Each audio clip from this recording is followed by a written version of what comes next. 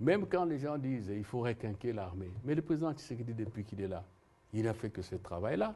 Aujourd'hui, le leadership de l'armée, je ne mens pas, a changé et ça va continuer.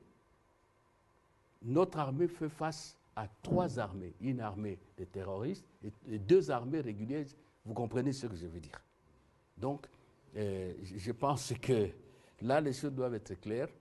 Et nos compatriotes doivent comprendre que lorsqu'on est un État comme la RDC, qui vit dans un environnement international qui a ses règles, on ne peut pas penser, évoluer, même si on a les moyens. Je vous ai parlé du cas du bloc occidental. Le bloc occidental, oui, la Russie est un pays très fort, mais l'ensemble des Occidentaux, c'est quand même un bloc. Mais ils repartent toujours à New York. C'est bien, il faut expliquer ça. Premier élément, à Luanda, lorsque nous avons commencé il y a quelques mois, nous avons convenu, quand je dis nous, c'est la RDC, la délégation, conduite par votre serviteur que je suis, sur instruction du gouvernement et du chef de l'État, et la délégation rwandaise. Nous avons convenu que, comme le mécanisme de vérification élargie de la CIRGL pose problème à nos amis rwandais qui n'ont jamais accepté un rapport de ce mécanisme-là, même quand ils étaient en conflit ouvert avec le Burundi, on se met d'accord d'avoir un mécanisme ad hoc. Le terme ad hoc là se réfère surtout au fait que ça n'existe que pour ce conflit ici. Donc le mécanisme pour cela.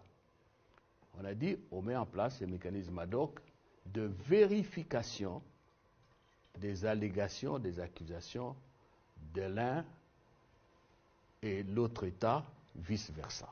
OK? Et on a dit, on avait convenu avec les Rwandais, on met ce mécanisme, on va le confier à l'Angola. C'est ainsi que l'Angola a désigné un général, Joao, j'oublie encore le nom.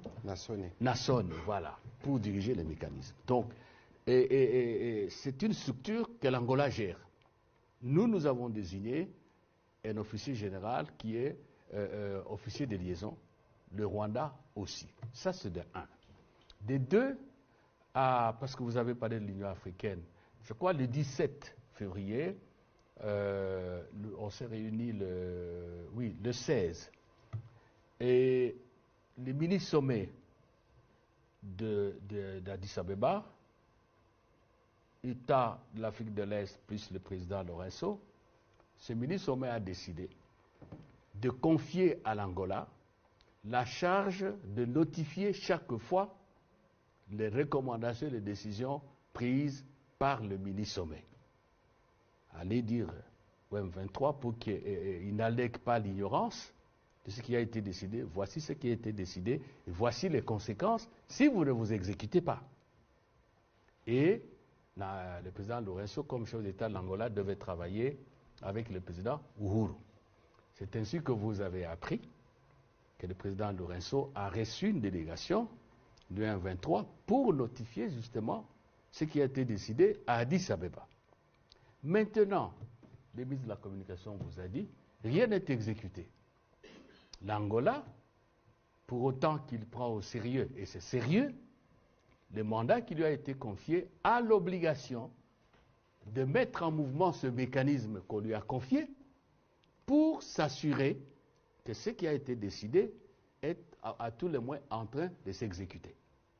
Voilà pourquoi le président Lourenço, après en avoir référé au chef d'État concerné, il a informé le président Kagame, il a informé le président Tshisekedi, le président Ndayishimiye, le président Ruto, je crois la présidente de la Tanzanie a aussi l'information. Tout le monde a été informé et l'Angola a dit, en vertu du mandat qui m'a été confié, voici ce que je fais, j'amène, je crois que ça doit être au niveau d'un bataillon, hein. Bon, je ne suis pas fort en matière militaire, avec tout l'équipement qu'il faut, pas pour aller attaquer, je ne vous mentirai pas en vous racontant des histoires, mais pour faire en sorte que ce qui a été décidé, notifié, au M23, soit exécuté, notamment en vérifiant comment les choses se passent. Et je crois que l'Angola veillera à ce que le cantonnement se fasse et que ce cantonnement soit un cantonnement sécurisé. Voilà, grosso modo, la question telle qu'elle se pose, qu'il n'y ait pas d'équivoque. L'Angola est dans son mandat. L'Angola a informé les chefs d'État concernés et donc il n'y a aucun problème de ce côté-là. Nous ne pouvons que souhaiter que cela aille bien et que ça ait quelque efficace. Alors, le mandat, je suis formel, je persiste ici, et je demande à tout le monde de voir le communiqué, je crois, du 22 avril 2022 à Nairobi. Premier élément, dialogue, chaque chef d'État approche les groupes armés pour offrir la paix, ce que le président Kagame n'a jamais fait, nous on a fait.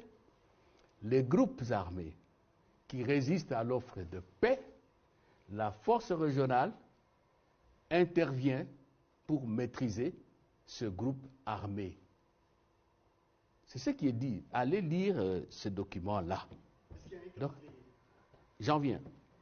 Le premier calendrier, je n'y reviens plus parce que vous savez que ça a été violé. Oui, il y a un calendrier qui a été... Je l'ai dit tout à l'heure, la réunion des chefs d'état-major a précédé celle des chefs d'État à Arusha.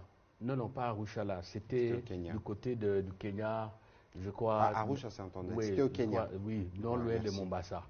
Il y a un deuxième chronogramme, un deuxième programme de cessation des hostilités, de désarmement, d'évacuation et tout, qui était décidé par les chefs d'état-major des pays de la CAC, de l'UAC plutôt, avec le commandant de la force régionale.